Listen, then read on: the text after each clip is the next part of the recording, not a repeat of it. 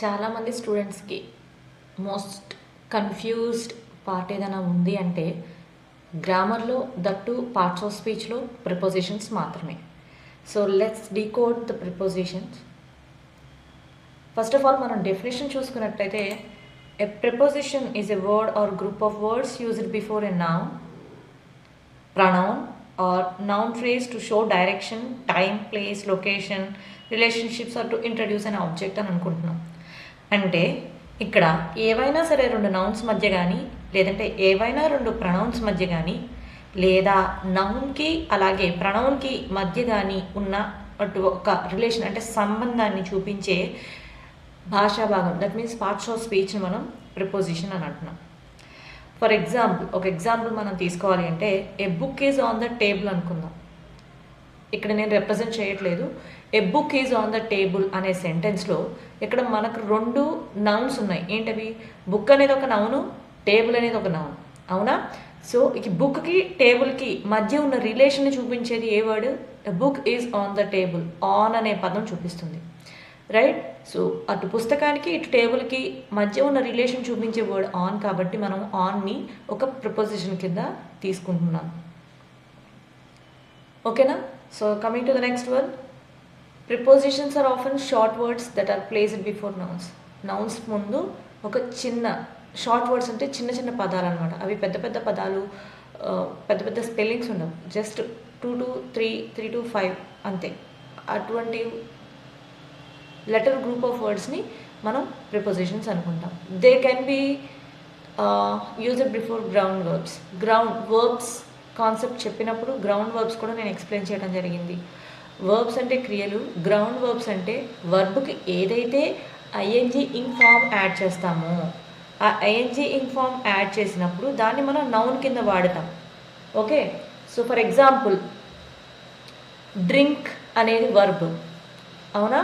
Drink అనేది verb, దానికి ING ing form add చేస్తే డ్రింకింగ్ అవుతుంది. Let me give you clear understanding here. Drink అనేది వర్బ్, దానికి మనం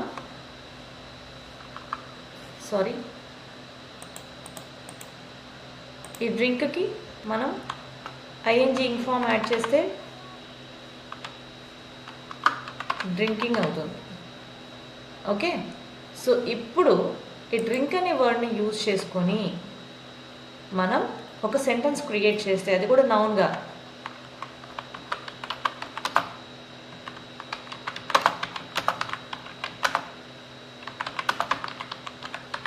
drinking water is good to health. ఇక్కడ డ్రింకింగ్ అనే పదం వర్బ్ అయినప్పటికీ దానికి ఐఎన్జీ ఫామ్ ఉన్నప్పటికీ మనం దీన్ని నౌన్ కింద యూజ్ చేస్తున్నాము. అలాగే స్మోకింగ్ కూడా ఇంకొక ఎగ్జాంపుల్ తీసుకోవాలంటే smoking also, smoking is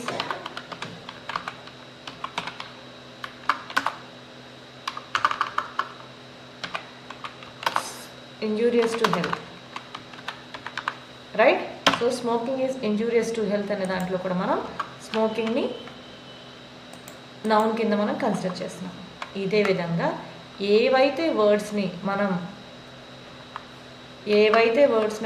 వర్బ్ని noun కింద కన్వర్ట్ చేసి మనం యూజ్ చేసుకుంటామో వాటిని గ్రౌండ్స్ అని అంటాం, right? So this is all about grounds. So grounds లాగా కూడా ఇవి యూజ్ అవుతాయి అని చెప్పేసి ఇక్కడ ప్రిపోజిషన్స్ మనం డెఫినేషన్ అయితే ఇవ్వడం జరిగింది. పర్టికులర్గా ఈ క్లాస్లో టైప్స్ ఆఫ్ ప్రిపోజిషన్స్లో నేను కేవలం ప్రిపోజిషన్ ఆఫ్ ప్లేసెస్ మీద కాన్సన్ట్రేట్ చేయాలి అనుకుంటున్నాను. And after that I will go to prepositions of time. So types of prepositions ఎన్ని ఉన్నాయంటే prepositions of place, prepositions of time, prepositions of direction and movement, preposition of manner, preposition of cause, reason and purpose, preposition of position, preposition of comparison and contrast, preposition of agent and or instrument. So ఈ different types of prepositions లో మనకి main ఏంటి అంటే place, time, direction, manner main. ఓకేనా? So first of all నేను preposition of places గురించి అయితే explain చేయాలి అనుకుంటున్నాను. సో ఇక్కడ preposition of place is a word that show the position of location of a person or object in a relation to other objects.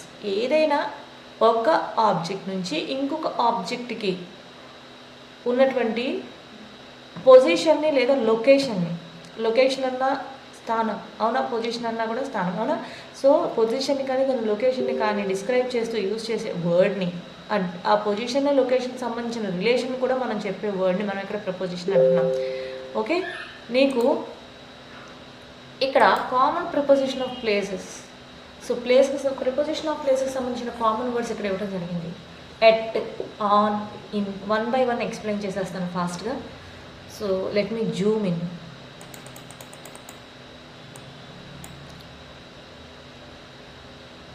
Right,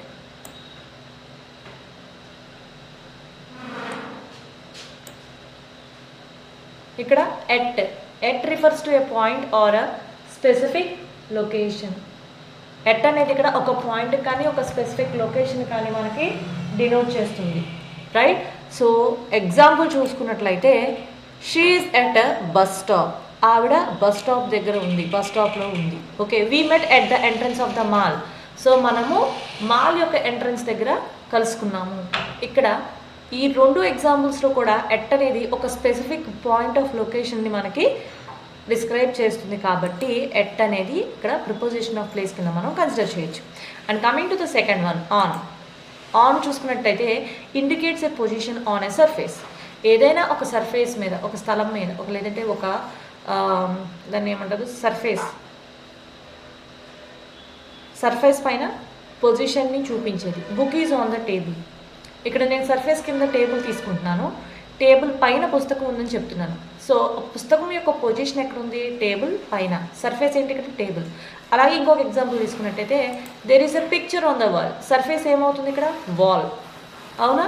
so ఇక్కడ wall అనేది surface అయితే దేని గురించి మనం మాట్లాడుతున్నాం, పిక్చర్ అనే దాని గురించి మాట్లాడుతున్నాం. పిక్చర్ యొక్క పొజిషన్ని, వాల్ అనే సర్ఫేస్ మీద పిక్చర్ యొక్క పొజిషన్ని చెప్తుంది కాబట్టి ఆన్ మనకి ఇక్కడ preposition. Right, so next in అనే ప్రపోజిషన్ ఎక్కడ వాడతాం, ఇన్ వచ్చేసరికి refers to an enclosed place, అంటే ఒక క్లోజ్డ్గా ఉన్నది. ఓకేనా, ఒక ఎలా చెప్పాలి, ఓపెన్ ఏరియా కాకుండా ఉన్న ప్లేసెస్లో మనం ఇది చెప్పొచ్చు. The keys are in the drawer.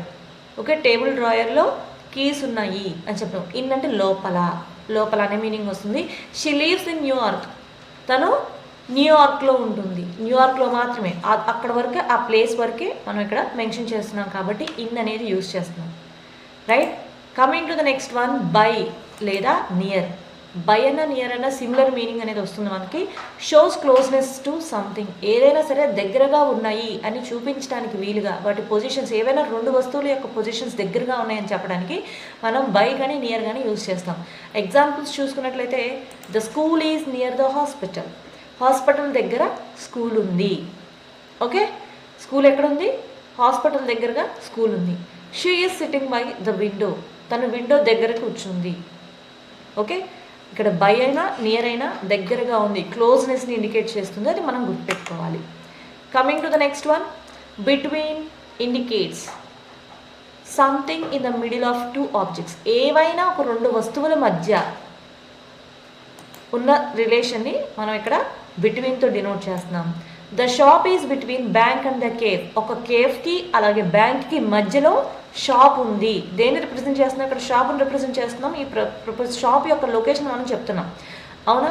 ఇక్కడ ప్రిపోజిషన్ ఆఫ్ ప్లేసెస్ మొత్తం కూడా లొకేషన్స్ చెప్పడానికి మనం యూజ్ చేస్తాం కాబట్టి ఇక్కడ బ్యాంక్కి అలాగే కేఫ్కి మధ్యలో షాప్ ఉంది అని చెప్తున్నాం. ఆ మధ్యలో ఉంది అని చెప్పడానికి మనం ఏం యూజ్ చేస్తున్నాము, బిట్వీన్ అనే ప్రిపోజిషన్ని యూజ్ చేస్తున్నాము.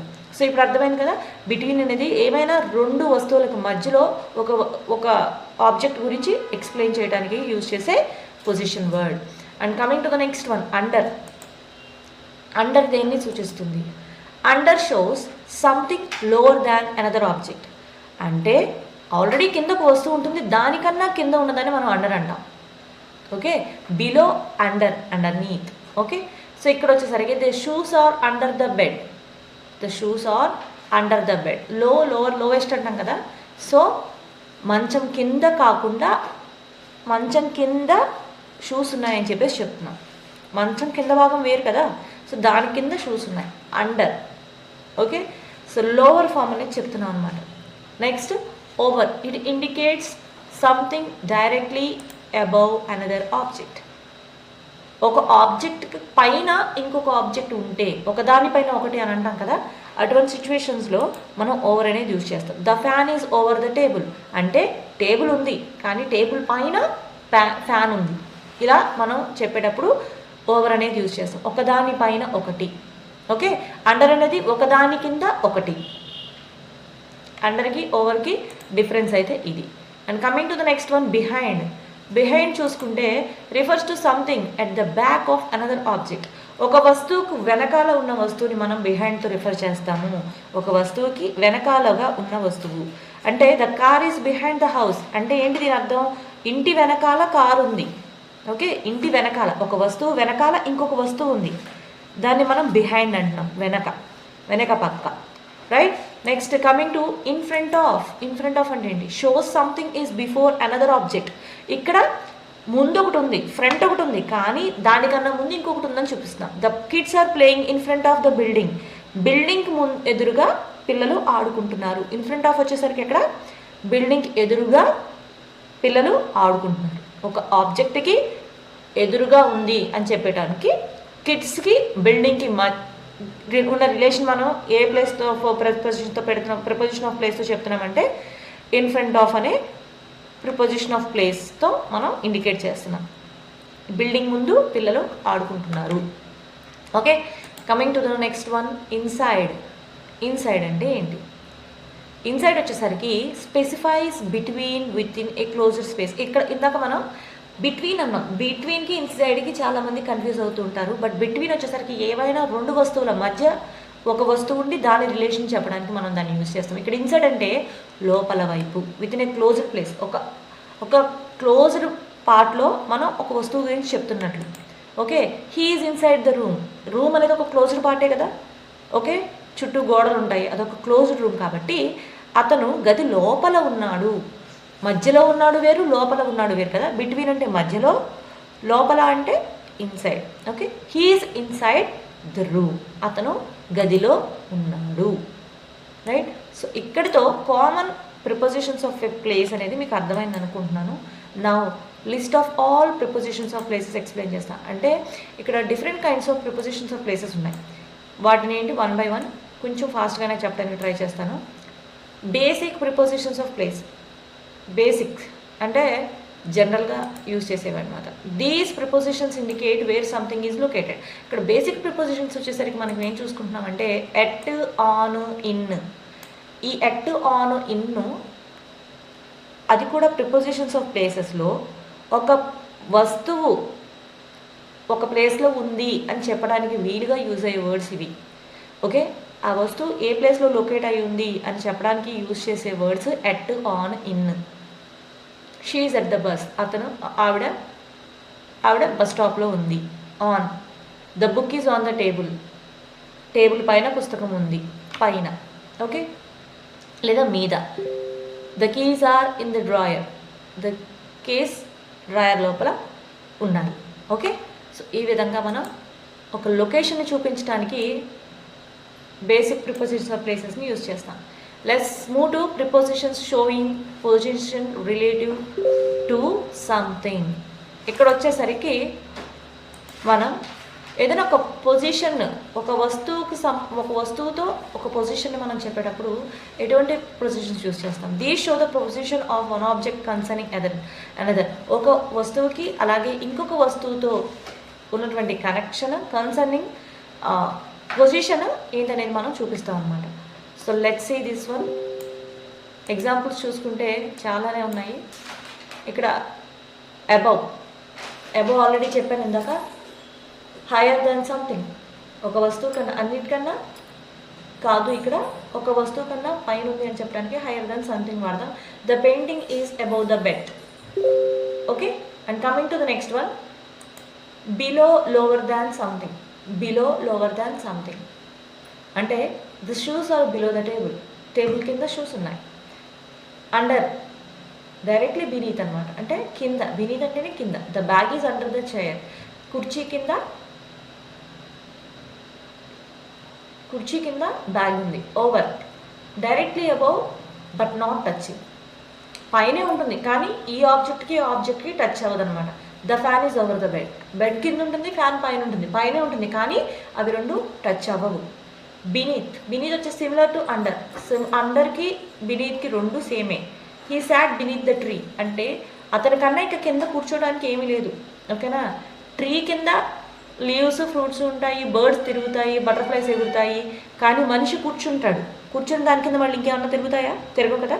సో అలా ఇక బినీత్ అంటే చిట్ట చివరి అని అనుకోవచ్చు. Okay, right. Coming to next వచ్చేసరికి బిసైడ్ సంథింగ్ అంటే పక్క వైపు అని. The school is next to hospital. School అనేది హాస్పిటల్కి ప్రక్కనే ఉంది అని అర్థం. బిసైడ్ కూడా same as next similar meaning వస్తుంది. She sat beside her friend. తన ఫ్రెండ్ పక్కన కూర్చుంది. నియర్ వచ్చేసరికి క్లోజ్ బట్ నాట్ టచింగ్. ఇది కూడా ఎలాగా? ఓవర్ అనే దానికి directly above but not touching కదా. ఇక్కడ కూడా క్లోజే, దగ్గరగానే ఉంటాయి కానీ టచ్ అవ్వవు. The shop is near the park దగ్గర షాప్ ఉంది. ఇక్కడ మనం నియర్ అనేది ల్యాండ్ మార్క్స్కి ఎక్కువ యూజ్ చేస్తాం. మీ ఇల్లు ఎక్కడ అంటే పలానా సూపర్ మార్కెట్ దగ్గర. ఓకే, బస్ స్టాప్ ఎక్కడ అంటే పలానా ఆ రోడ్ దగ్గర, ఈ షాప్ పక్కన. సో ఈ విధంగా మనం నియర్ అనేది యూజ్ చేస్తూ ఉంటాం. Coming to the next one, by. Very close. She is sitting by the window. ఆవిడ కిటికీ ప్రక్కగా కూర్చున్నారు అని అర్థం. కిటికీ దగ్గర కూర్చున్నారని కూడా వస్తుంది. Okay, between, in the middle of two things. Between చెప్పేసుకున్నాం ఆల్రెడీ, బిహైండ్ కూడా చెప్పేశాను, ఇన్ ఫ్రంట్ ఆఫ్ చెప్పేశాను. ఇక్కడ ఆపోజిట్ చెప్పలేదు. ఆపోజిట్ వచ్చేసరికి facing something. The restaurant is opposite to the bank. Okay, అంటే రెస్టారెంట్ బ్యాంక్ ఎదురుగా ఉంది. ఇవన్నీ మనం అడ్రసెస్ చెప్పడానికి యూజ్ అయ్యే వర్డ్సే. So let's move to prepositions showing movement or direction. ఇక్కడ నెక్స్ట్ ఏవైతే ప్రిపోజిషన్స్ మూమెంట్ని డైరెక్షన్కి చూపిస్తాయి ఇవి కూడా ప్రిపోజిషన్స్ ఆఫ్ ప్లేసెసే, బట్ సింప్లిఫై చేసి నేను చెప్తున్నాను. Indicates movement related to place. ఏదైనా ఒక వస్తువు యొక్క మూమెంట్, ఒక స్థలానికి ఒక వస్తువు యొక్క మూమెంట్ని మనం చెప్పడాన్నే మూమెంట్ రిలేటెడ్ టు ప్లేస్ అని అంటున్నాం. ఓకే, ఇంటూ వచ్చేసరికి లోపలికి. Okay, she went into the room. ఆవిడ రూమ్ లోపలికి వెళ్ళింది. Out of, movement from inside to outside అంటే లోపల నుంచి బయటికి రావడాన్ని అవుట్ ఆఫ్ అంటాం. He walked out of the building. అతను బిల్డింగ్లో నుండి బయటికి వెళ్ళాడు, నడుచుకుంటూ వెళ్ళాడు. ఓకే, లోపల నుండి బయటికి. అవుట్ ఆఫ్ అంటే లోపల నుండి బయటికి. ఆన్ టు వచ్చేసి movement towards the surface. The cat jumped on to the sofa. పిల్లి సోఫాలో నుండి పిల్లి సోఫా మీదకి దూకింది. ఓకే, మూమెంట్ టువర్డ్స్ సర్ఫేస్ అనమాట. ఒక సర్ఫేస్ అనేది ఏంటి ఇక్కడ మనకి? సోఫా. దాని మీదకి ఏ మూమెంట్ ఇచ్చింది? జంపింగ్ ఇచ్చింది. Right, the cat jumped on to the sofa. Coming to the next one, off. Movement away from a surface. Movement away from the surface అంటే she stepped off the stage.